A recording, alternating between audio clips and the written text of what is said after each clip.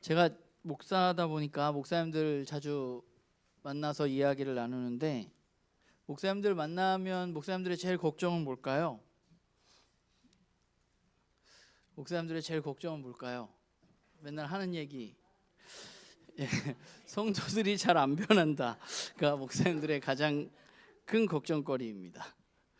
그런데 참 아이러니하게 가장 잘 안 변하는 직업군 중에 하나가 목사입니다. 목사도 참 변하기 힘들고, 성도님들도 참 변하기 힘들고, 우리의 삶이 변해가는 건 그렇게 쉬운 일은 아닌 것 같아요. 사람이 변하는 게 그렇게 쉽지 않다는 것을 우리는 알고 있는데, 그럼 사람이 안 변하냐? 저는 변한다고 생각합니다. 그러면 사람은 언제 변할까?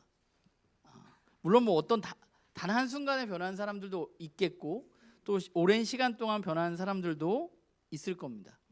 그런데 대부분 사람들은 사람이 변할 때 언제 변화를 가져오냐면, 무언가 내 안에 내 생각의 변화를 겪을 때 사람들은 좀 변해가는 것 같아요. 그 생각의 변화가 어떤 주변에서 일어나는 어떤 일들을 통해서 시작될 때가 많습니다.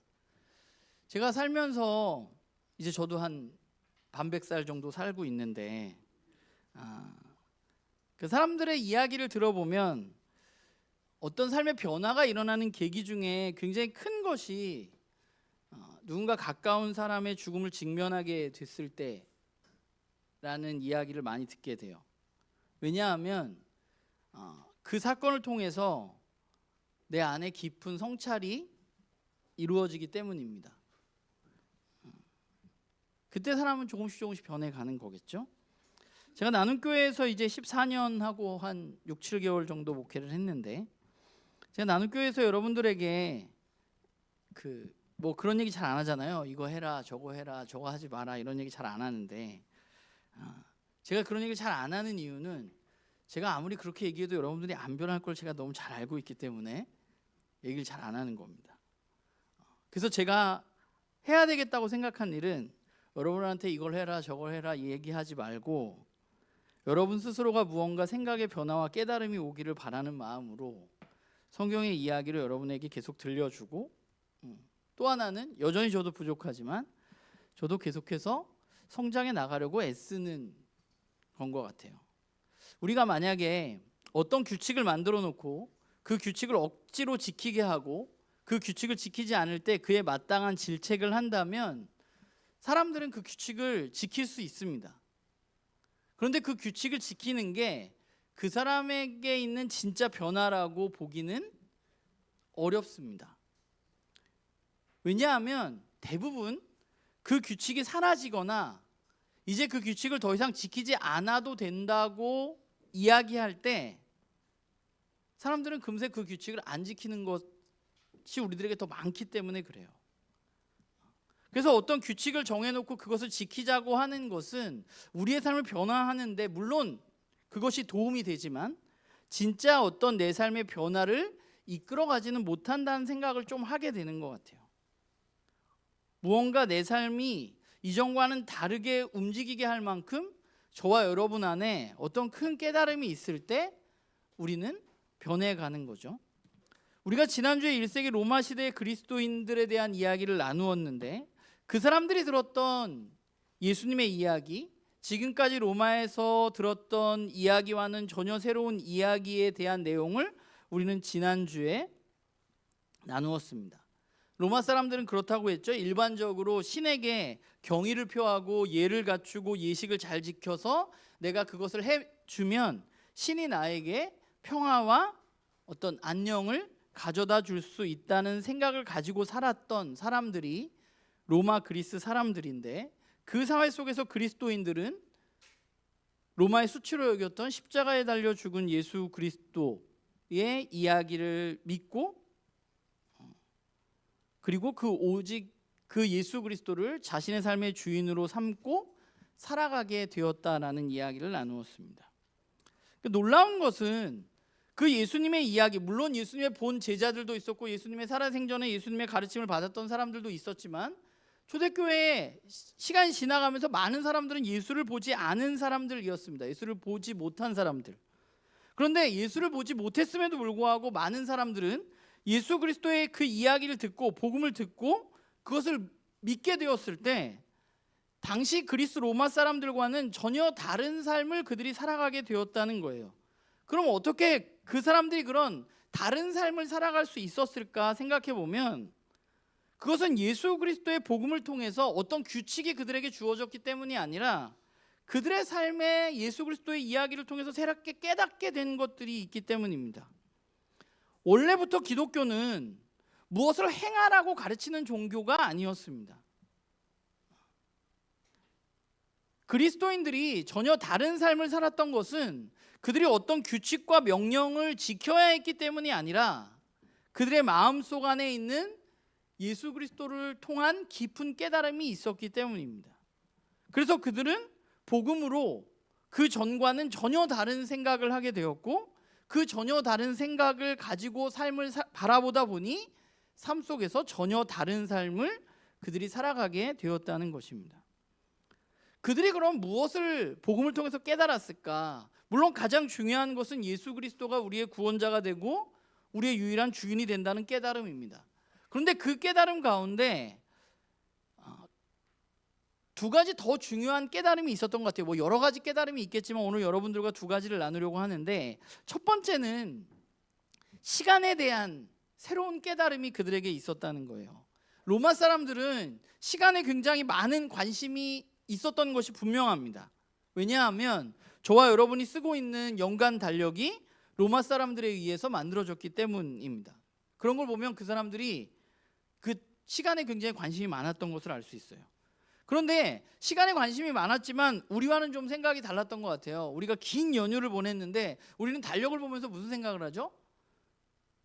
이제 저희 딸이 연휴를 끝마치고 이제 다음 휴일은 79일인가 남았다고 저한테 알려줬는데 우리는 달력을 보면서 주로 뭐 계절이 가는구나, 내가 이때는 이런 일을 해야지, 또 학생들은 이때 개학이고 이때 방학이고 그리고 이때 연휴가 길구나, 뭐 이런 생각들을 하면서 우리는 달력을 보는데 로마 사람들의 이 달력의 중심에는 그들의 삶과 마찬가지로 신들이 그 달력의 중심에 있었습니다.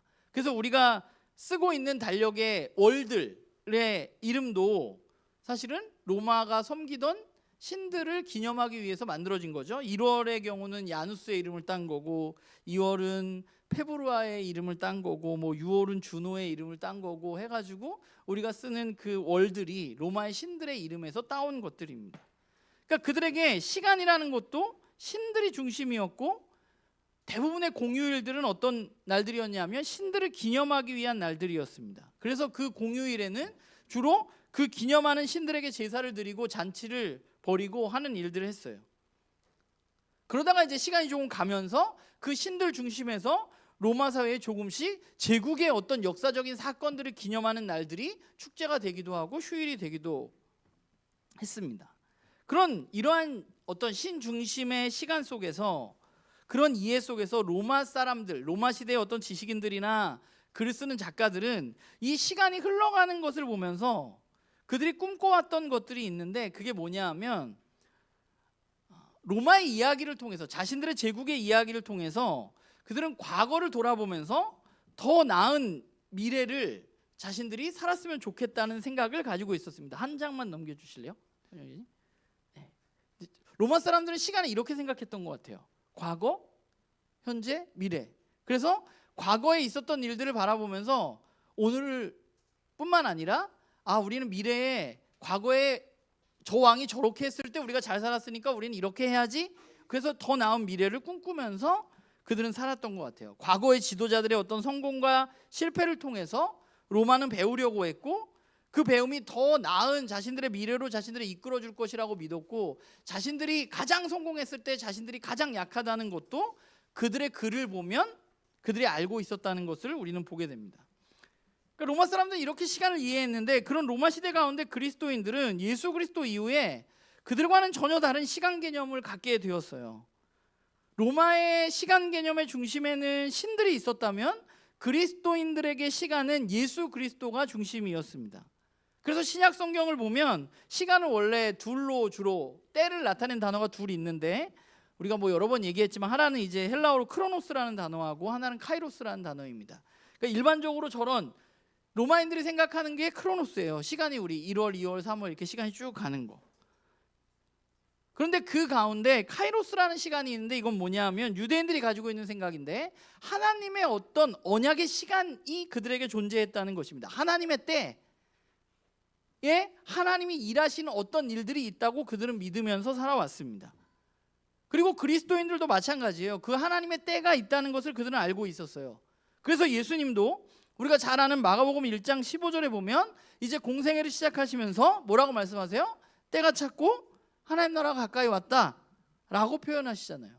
여기 하나님의 때가 이제 왔다는 거예요. 이 시간과는 다른 또 다른 하나님의 때가 그들 가운데 임하게 되었다는 것입니다. 그러니까 그리스도인들은 이렇게 계속해서 흘러가는 시간 가운데 하나님의 일하심의 시간을 중심으로 다시 시간을 이해하고 그 시간을 이해하는 데 중심에 예수님이 있었다는 거예요. 그래서 초기 그리스도인들에게 매우 중요했던 것이 뭐냐면 예수님을 중심으로 시간을 다시 생각하는 거예요. 하나님의 때를. 첫 번째는 예수님께서 육신의 몸을 입고 이 땅 가운데 오신 성육신이 있었고요. 그리고 조금 전에 마가복음 1장 15절에 말했던 이제 때가 차서 예수님이 공생애를 시작하시던 그 때가 있었고, 그리고 예수님이 공생애를 마치시고 십자가에 달려 돌아가시고 부활하신 때가 있었고, 그리고 주님께서 약속하신 대로 다시 오실 때가 그들의 삶 가운데 자리 잡게 되었다는 거죠. 그래서 그들의 시간 이해를 저는 우리가 좀 이해하는 것이 뭐 우리가 다음 장 잘 아는 꿈에도 나오는 그림표라는 생각을 하게 됩니다. 그러니까 로마인들은 과거의 자신들의 역사를 보면서 더 나은 미래를 생각했다고 제가 얘기했잖아요. 유대인들도 그리스도인들도 마찬가지였을 거예요. 과거에 우리들이 하나님을 떠났을 때 우리가 이렇게 힘들었구나라는 걸 그들은 과거를 보면서 깨달았습니다. 그런데 그뿐만 아니라 그리스도인들은 여기에 더해서 예수님 중심으로 새로운 시간에 대한 생각을 하게 됐는데, 예수님이 이 땅 가운데 오심으로 그리고 공생애를 시작하시는 그때에 하나님이 이 땅에 다스림이 시작되었다고 생각했고, 언젠가 때가 되면 이 세상이 끝나고 주님이 완전히 다스리시는 날이 올 것이라고 그 사람들은 믿었습니다. 그러니까 그리스도인들은 아직은 오지 않았지만 완전한 하나님의 통치가 있을 그 마지막 때가 있다고 믿으면서 살아가는 사람들이죠. 그래서 그 때를 믿으면서 오늘의 삶을 살아가게 된 것입니다. 제가 어제 로마서 12장 오늘 9절부터 13절까지만 읽었지만 12장 1절부터 13절까지 읽어오십시오라고 말씀을 드렸는데, 우리가 너무 잘 아는 로마서 12장 1절 2절에 보면 그리스도인들의 시간에 대한 이해가 담겨 있다고 생각해요. 2절에 보면 바울은 뭐라고 말하냐면 너희들은 이 세대를 본받지 말고 라고 말해요. 그러니까 일상적인 이 세상을 본받지 말라는 것입니다. 왜냐하면 그들 가운데 하나님의 때에 예수님이 이 땅 가운데 오셔서 새로운 세상이 시작되었기 때문입니다. 그렇기 때문에 이러한 시간에 대한 이해를 가지고 있는 사람들은 어떻게 살아가느냐? 이 세상 사람들이 살아가는 그것을 본받지 않고 오늘의 삶에서 자신들의 삶을 하나님이 기뻐하시는 거룩한 산 제물로 드리면서 살아갈 수 있게 되는 것이죠. 로마서 13장에도 보면 또한 너희가 이 시기를 알거니와 자다가 깰 때가 벌써 되었으니 이는 이제 우리의 구원이 처음 믿을 때보다 가까웠다. 밤이 가까웠으니까 우리가 이제 빛의 갑옷을 입자라고 말하는 바울의 이야기를 볼 수 있습니다. 그러니까 그리스도인들은 주님이 다시 오실 때가 있다는 것을 믿었어요. 그리고 주님이 이 세상에 오셨을 그때, 공생애를 시작하신 그때가 이 땅 가운데 하나님 나라가 시작되었다는 것을 믿었어요. 그렇기 때문에 로마인들이 과거의 어떤 자신들의 흥망성쇠를 보면서 배웠던 게 아니라 이 사람들은 미래의 어떤 시점을 바라보면서 주님이 다시 오실 그때가 있는데 그때는 완전하게 하나님이 다스리실 나라가 올 것이기 때문에 오늘 그들의 삶에서 다른 삶을 살아갈 수 있게 된 거죠. 하나님의 통치를 받으면서 우리가 잘 아는 이미와 아직 시대에 그들은 살아가고 있다고 믿었고, 이 이미와 아직 시대에 하나님의 통치를 받으면서 살아갈 때 우리는 마지막 때가 온다면 하나님과 함께 이 세상을 다스릴 것이라고 믿었습니다. 그게 당시에 그리스도인들이 생각했던 첫 번째 깨달음이에요. 세상을 다르게 바라보는 관점. 이 세상이 그냥 이렇게 계속 지속되는 게 아니라 언젠간 끝날이 오고 그 끝날에 하나님의 통치가 일어날 것이라는 것입니다. 그리고 두 번째는 사람에 대한 생각이 그들에게 바뀌었습니다. 사람에 대한 새로운 깨달음이 있었어요. 로마 시대에는 사람을 어떻게 생각했느냐 하면, 로마 시대는 기본적으로 신이 중심인 세계라고 제가 말씀드렸잖아요. 그럼 신들의 세계는 어떤가? 뭐 로마 신화 이야기나 이런 것을 우리가 살펴보면, 그리스 신화나 이런 걸 살펴보면 우리가 생각하는 하나님하고 로마 시대에 생각했던 그 사람들이 생각했던 신들하고는 좀 다르잖아요. 그 신들은 어떠냐 하면 그야말로 권력 다툼을 하는 신들의 세계가 있었어요. 그래서 로마 신들은 더 큰 힘을 가지고 더 위로 올라가려고 그랬어요. 그래서 서로 신들 가운데 암투가 일어나고 더 높아지기 위해서 누군가를 모함하기도 하고 누군가를 죽이기도 하고 하는 일들이 신들의 세계 가운데 있었다는 거예요. 그러니까 로마 사회도 이 신들의 세계와 매우 닮아 있습니다. 신들의 세계가 힘에 의해서 더 힘이 많은 사람이 많은 신이 위로 올라가는 것처럼 로마 사회도 힘이 더 많은 사람이 지배하는 세상이었습니다. 그래서 우리가 잘 아는 것처럼 로마에는 계급이 있었고, 계급에 따라서 무언가 위대함을 누릴 수 있는 사람, 그렇지 않은 사람이 구별됐고, 귀족이 있었고 종이 있었습니다. 그리고 여자는 언제나 남자보다 못한 존재였습니다. 그러니까 로마 사회라는 것이 차별이 너무 당연하게 여겨지는 세상이었어요. 오늘 우리는 그렇게 생각 안 하지만 당시는 그랬다는 거예요. 그런데 그들 가운데, 그런 세상 가운데 매우 특이한 날이 하나가 있더라고요. 제가 이번 설교를 준비하면서 책을 읽다 보니까 매우 특이한 날이 있는데, 그 날은 어떤 날이냐면 사투르날리아라는 축제입니다. 1년에 한 번 있는 날인데 사투르누스라는 신을 기념하는 날이에요. 이 사투르누스라는 신은 어떤 신이냐면, 고대의 황금기를 가졌던, 이 시대가 어땠냐면 평등과 번영의 시기로 로마 사람들이 이해하고 있었어요. 그러니까 이 사투르누스 때 사회 계급도 없고 노예제도 없고 부의 격차도 없었던 그런 세계가 있었어요. 그래서 이 사투르날리아 축제 때 1년에 단 한 번 매우 독특한 풍습이 있었는데, 그 풍습은 뭐냐? 그날만큼은 귀족들이 노예 옷을 입고 노예가 귀족의 옷을 입고 함께 풍요로움을 즐길 수 있는 날이었어요. 노예들이 엘리트들의 옷을 입고 엘리트들이 가난한 누더기 옷을 입고 이런 일들이 일어났던 딱 1년에 하루 일탈이 가능했던 날이 바로 사투르날리아라는 축제입니다. 그런데 문제는 뭐냐 하면, 그 사람들이 그런 일을 행했을 때 무언가 생각하는 게 있었을 거 아니에요. 1년에 한 번. 근데 진짜 문제는 뭐냐면, 축제가 끝나면 그냥 그 다음 날부터 이거는 없어지는 일이라는 거예요. 어제는 노예가 주인의 옷을 입고 막 설쳤는데 그냥 그날뿐이에요. 오늘이면 내일이 되면 그것은 아무것도 아니에요.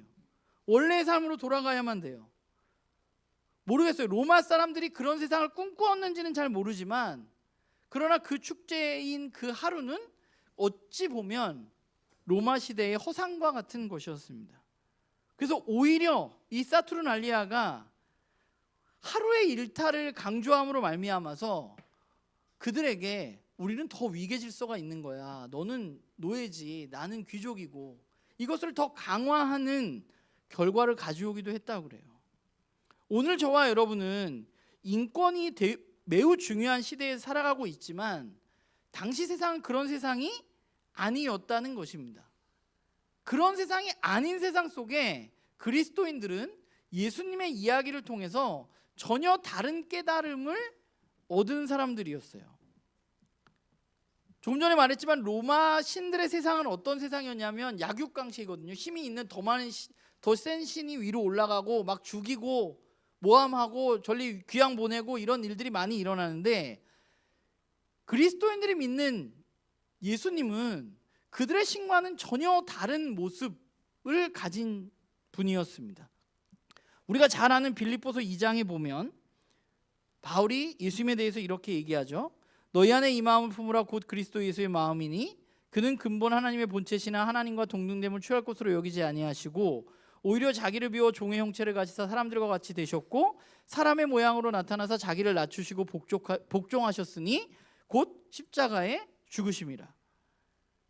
그러니까 예수님이라는 분은, 예수님의 이야기는 더 힘이 세져서 더 위로 올라가서 누군가를 지배하는 게 아니라 예수님은 어떤 분이냐면 하늘에 하나님과 동등됨을 취할 것을 오히려 버리시고 낮아지신 분이었습니다. 종의 형태로 낮아지시고 심지어 죽기까지 복종하신 분이었습니다. 그렇게 예수님이 죽기까지 십자가에 하나님의 복종하셨을 때 어떤 일이 일어났느냐? 빌립보서 2장 9절에 보면 이러므로 하나님이 그를 지극히 높여 모든 이름 위에 뛰어난 이름을 주사 하늘에 있는 자들과 땅에 있는 자들과 땅 아래에 있는 자들로 모든 무릎을 예수의 이름에 꿇게 하시고 모든 입으로 예수 그리스도를 주라 시인하여 하나님 아버지께 영광을 돌리게 하셨다라고 말합니다. 예수님이 더 힘이 많아져서 위로 올라가는 분이 아니라 낮아진 종의 모습으로 이 땅에 오셔서 우리와 같은 모습으로 심지어 우리를 위해서 죽기까지 말씀에 순종하셨을 때 그때 하나님은 예수 그리스도의 이름을 높여주셨고 모든 만물이 예수님 앞에 무릎 꿇게 하셨다는 거예요. 그게 그리스도인들이 들었던 전혀 새로운 예수님의 이야기였어요. 그러면서 바울은 빌립보서 2장에서 뭐라고 말하냐면 너희 안에 이 마음을 품으라 라고 말해요. 너희도 그렇게 살라는 거예요. 너희 마음에 예수님이 그렇게 했던 것처럼 전혀 다른 신의 모습을 가지고 있는 예수님처럼 너희도 그런 마음을 품고 살아가라는 것입니다. 예수님이 이 땅 가운데 오셔서 우리 아까 표에서 봤지만 시작한 하나님 나라는 로마 제국과는 전혀 다른 세상이었습니다. 계급과 민족과 남녀와 나이에 따라서 차별이 존재하지 않는 세상의 모습을 예수님께서는 우리에게 가르쳐 주기를 원하셨고 그 나라를 이 땅 가운데 보여주셨습니다. 한 가지 예를 들면 저와 여러분이 잘 아는 성경 속에 나오는 선한 사마리아의 비유가 있잖아요. 그 선한 사마리아의 비유의 이야기를 우리가 잠시 생각해 보면 여러분은 선한 사마리아 사람의 비유를 읽으면 어떤 생각을 하시나요? 일반적으로 우리가 여러분 그 이야기를 듣고 뭐 그동안 들었던 설교도 있을 거고 여러분이 생각을 해보면 우리는 선한 사마리아 비유를 생각하면 여러분들 어떤 생각을 많이 하세요? 주로 생각하는 게 예수님이 이 비유를 통해서 저는 그랬던 것 같아요. 아, 내가 사마리아 사람처럼 가서 선한 일을 행해야 되는구나, 좋은 이웃이 돼야 되는구나 이렇게 생각을 했던 것 같아요. 그런데 이 본문을 잘 보면 이 비유는 원래 한 율법학자의 질문으로 시작을 하거든요. 자기 자랑하려고 하는, 내가 이웃을 다 사랑했어요 라고 이야기를 했어요. 그러면서 율법학자가 질문을 해요. 예수님께 제가 이웃을 다 사랑했는데 제 이웃이 누굽니까? 라고 질문을 해요. 그러니까 예수님이 쭉 얘기하는 거예요. 한 사람이 다쳤는데 대제사장 그냥 지나가고 그러다가 선한 사마리아 사람이 지나가다 그 사람을 보고 도와줬다 이 얘기를 하는 거잖아요. 그러면서 예수님이 이 이야기가 끝난 다음에 제일 마지막에 뭐라 그러냐면 네가 생각하기에 이 세 사람 중에 누가 강도 만난 자의 이웃이냐? 라고 질문을 하십니다. 이 비유의 핵심은 뭐냐 하면 선한 사마리아 사람처럼 우리가 그렇게 선을 베풀라는 게 아니라 사실은 이 비유는 유대인들이 그렇게 혐오하던 사마리아 사람이 너의 이웃이라는 것입니다. 그래서 예수님이 되게 놀라운 것은 내 생각에 이 세 사람 중에 누가 강도 만난 자의 이웃이 되겠느냐라고 이야기하면 누가 이웃입니까? 사마리아 사람이잖아요. 그런데 그 유대인은 뭐라고 대답해요? 사마리아 사람이라고 대답 안 합니다.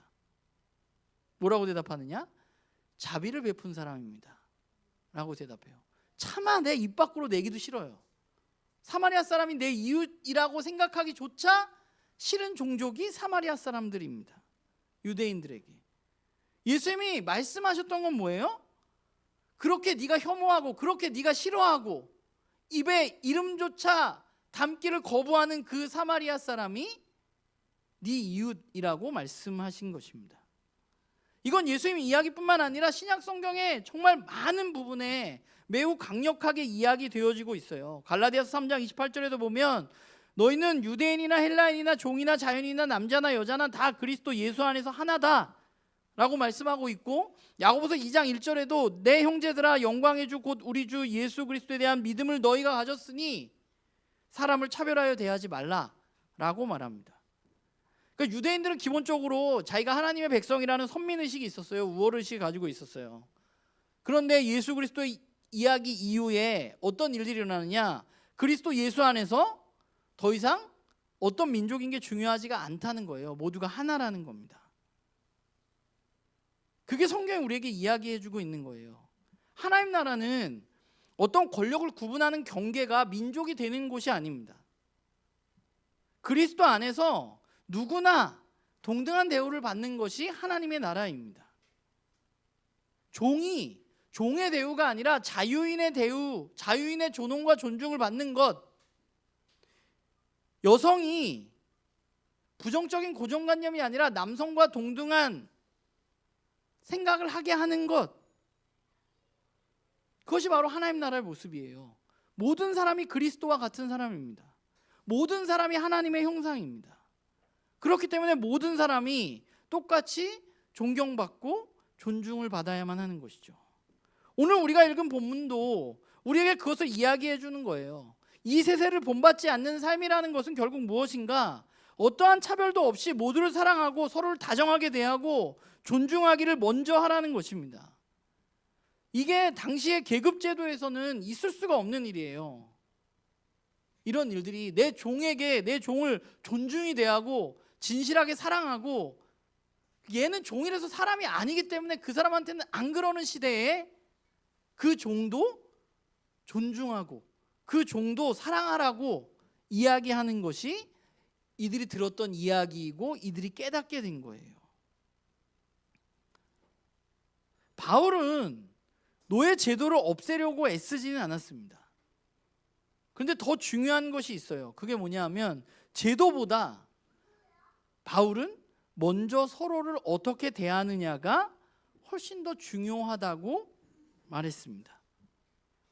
노예 제도가 있더라도 주인이 종을 존중히 여길 수 있다는 거예요. 그게 하나님 나라의 모습입니다. 여러분, 노예 제도가 사라지면 모든 차별이 사라지는 게 아니에요. 우리 지금 노예 제도 없는데 차별이 있잖아요. 우리 사회에. 물론 제도를 없애는 게 매우 중요합니다. 그러나 제도보다 더 중요한 것은 우리가 그 사람을 어떻게 바라보고 어떻게 대하느냐 하는 거예요. 그리고 그 중심에는 예수 그리스도의 복음이 있는 것입니다. 더 중요한 것은 우리가 이 세대를 본받지 않는 예수 그리스도를 주로 삼는 사람들이라면 우리도 마땅히 누군가를 차별해서는 안 되고 존중히 여기고 사랑하고 대우해주고 해야 한다는 것이죠. 이게 당시에 그리스도인들이 깨닫게 된 두 번째 깨달음입니다. 시간에 대한 새로운 이해, 사람에 대한 새로운 이해는 초대교회 그리스도인들의 삶을 저는 완전히 바꿔놨다고 생각해요. 물론 그들이 완벽하지는 않았던 것이 분명해요. 왜냐하면 신약 성경의 서신서들을 살펴보면 여전히 그들 가운데 교회에 얼마나 많은 문제들이 있었는지 우리는 알 수 있습니다. 그러나 그럼에도 불구하고 그들은 로마인들과는 다른 삶을 살려고 애쓰는 사람들이었어요. 당시에 고아와 과부는 돌봄의 대상이 아니었어요. 그냥 그 사람들 어쩔 수 없는 사람들이지. 종은 사랑의 대상이 아니었어요. 그러나 그리스도인들은 고아와 과부를 돌보는 일에 전심전력을 다했고, 병든 사람을 돌보는 일에 최선을 다했고, 종을 사랑하려고 애쓰는 마음을 가진 사람들이었습니다. 왜냐하면 당시의 그리스도인들은 복음으로 고아와 과부와 아픈 사람과 종도 마땅히 사랑해야 할 사람이라는 사실을 깨달았기 때문에 그래요. 내 마음속에. 저는 오늘날 우리들에게도 마찬가지라고 생각합니다. 어떤 일들을 우리가 만들어서 뭔가 해나가는 것보다 더 중요한 것은 우리 안에 복음으로 내 안에 어떤 깨달음이 있는가, 내 삶에 대한 어떤 성찰이 있는가 하는 것입니다. 너무 안타까운 것은 오늘날 한국 사회에서 가장 차별을 노골적으로 이야기하는 사람들이 누구냐? 교회를 다니는 사람들이죠. 광장에 나가서 노골적으로 누군가를 차별하잖아요. 누군가는 잘못됐다고. 왜 이런 일들이 일어나는가? 안타까운 거죠. 오늘 말씀을 시작하면서 이야기했지만 사람이 변하는 게 그렇게 쉽지는 않습니다. 1세기 그리스도인들의 변화도 그렇게 쉽진 않았을 거예요. 그러나 그들은 예수 그리스도의 복음을 받아들였고 분명히 변화되었습니다. 그것을 어떻게 알 수 있냐? 로마 사회가 변화된 것을 보면 우리는 알 수 있는 거죠. 우리도 변할 수 없는 사람들이 아니라 우리도 변하는 사람들이에요. 그게 성경이 우리에게 이야기해 주는 바예요. 그렇기 때문에 우리도 변할 수 있기 때문에 우리에게 중요한 것은 우리가 무언가를 해 나가려는 의지보다도 예수 그리스도의 하나님 나라의 복음에 대한 올바른 깨달음과 자기 성찰이 내 안에 있느냐 하는 것입니다. 제가 매주 설교를 준비하잖아요. 그 설교를 통해서 제가 기대하는 것은 여러분들에게 복음을 통해서 여러분들 마음속에 무언가 자기 성찰과 깨달음이 있기를 늘 기도하는 마음으로 준비합니다.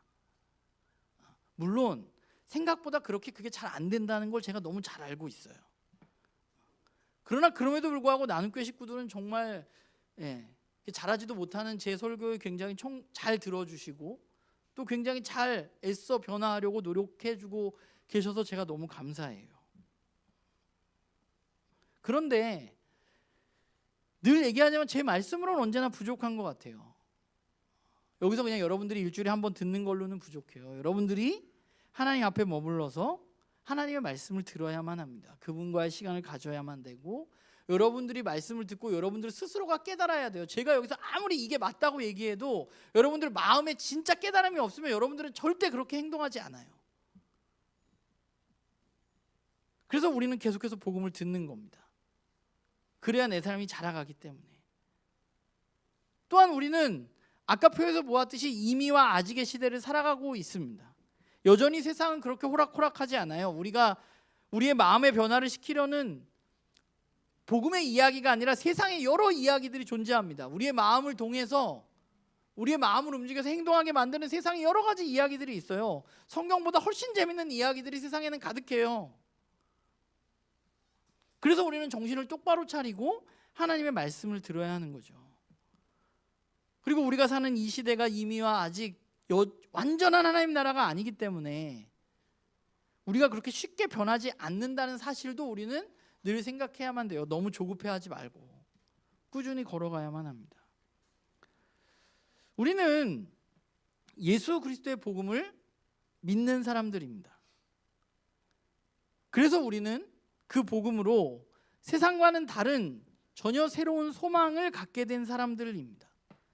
세상은 여전히 우리에게 오늘을 즐기라고 말하고 오늘을 즐기는 것이 행복이라고 말하고 너만을 위해서 시간을 쓰는 것이 맞다고 말하고 다른 사람을 위해서 시간을 쓰기에는 네가 시간이 부족하다고 얘기합니다. 그러나 우리는 주님이 다시 오실 것에 대한 새로운 소망을 품은 사람들이기 때문에 오늘을 그냥 마냥 즐기는 것이 아니라 오늘 하나님의 뜻을 분별하여서 악한 것을 미워하고 선한 것을 굳게 붙잡으려고 애쓰는 사람들이어야만 하는 것이죠. 누군가를 존중히 대하고 누군가를 사랑하려고 애쓰는 사람들입니다. 우리는 또한 전혀 새로운 사랑을 받은 사람들이기 때문에 또한 전혀 새로운 사랑을 할 수 있는 사람들입니다. 우리의 사랑은 누군가 불쌍해서 하는 사랑이 아니라 예수 그리스도의 사랑에 근거한 사랑입니다. 인권의식이 너무 많이 높아졌지만 여전히 세상은 차별과 차등이 존재하고 지금 세상이 돌아가는 판을 보면 시간이 가면 갈수록 점점 문제가 심각해지고 있는 것 같아요. 누군가를 혐오하는 게 이제는 자랑처럼 여기는 세상이 되었습니다. 우리는 그 가운데 전혀 다른 사랑을 하는 사람들이어야만 합니다. 거짓 없이 사랑하는 사람들, 오늘 말씀에 있는 것처럼 내 쓸 것뿐만 아니라 내 옆에 있는 성도의 쓸 것을 돌보고 챙기는 사람들, 어려운 내 주변에 있는 이웃을 누구보다 생각하는 사람들, 그 사람들이 바로 그리스도인들입니다. 저도 잘 못해서 사실 말씀 준비하면서 부끄러운데, 바라기는 저도 그렇고 이 자리에 있는 나눔교회 식구들도 그렇고 우리가 점점점 예수님을 닮아가고 하나님의 백성다운 삶을 살아가는 우리들이 되었으면 좋겠어요. 근데 그러기 위해서 우리에게 필요한 것은 내 안에, 여러분들 안에 있는 깊은 깨달음이어야만 합니다. 어떤 규칙을 지키는 거로는 여러분이 진짜 하나님 나라의 복음으로 살아가기가 너무 어려워요. 내 안에 진짜 무언가 큰 깨달음이 있어야만 됩니다. 저는 예수 그리스도의 복음의 힘을 믿습니다. 그 복음이 우리의 삶을 바꾸어 가고 있다고 저는 믿습니다. 1세기 그리스도인들이 그랬던 것처럼 이 자리에 우리가 함께 말씀을 나누고 이야기를 나누고 하는 우리 나눔교회 공동체가 그렇게 점점점 자라가고 있다고 저는 생각합니다. 우리는 충분히 이 땅 가운데 다른 삶을 살아갈 수 있는 사람들입니다. 왜냐하면 저와 여러분이 예수 그리스도의 복음을 믿기 때문에 그래요.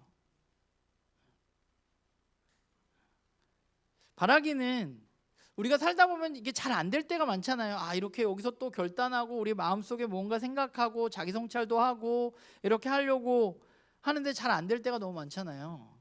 제가 오늘 말씀을 준비하면서 여러분들에게 해주고 싶은 이야기는, 그럴 때 난 왜 잘 안 될까 너무 조급해하지 마시고, 그럼에도 불구하고 그냥 한 걸음씩 우리가 내딛는 사람들이기 되기를 바랍니다. 우리가 그렇게 한 걸음씩만 걸어가도 주님 오시는 그때쯤 되면 우리가 조금 더 예수님을 닮아 있고 다른 사랑과 다른 소망을 가지고 사람들을 더 많이 사랑하는 사람들이 되어 있을 거라고 저는 믿습니다. 저는 여러분들의 하나님에 대한 사랑이 시간이 가면 갈수록 깊어졌으면 좋겠고, 여러분들의 서로에 대한 사랑도 시간이 가면 갈수록 깊어졌으면 좋겠어요. 제가 션 있잖아요. 제가 이 얘기 가끔 하는데, 션이 그 아내 되게 사랑하는데 언제 아내를 가장 사랑하냐, 할 것 같냐 이렇게 물어봤더니 죽기 전날 가장 많이 사랑할 것 같다. 왜냐하면 오늘보다 내일 더 사랑하고 내일보다 모레 더 사랑하기 때문에. 이게 되게 닭살 돋는 이야기지만 저는 저와 여러분의 하나님에 대한 사랑이 그랬으면 좋겠습니다. 저와 여러분의 옆에 있는 지체들에 대한 사랑이 그랬으면 좋겠어요.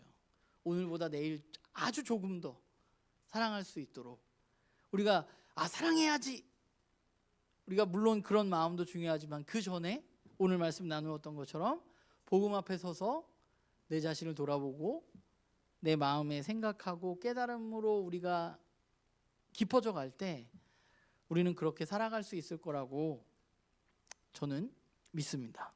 기도하겠습니다.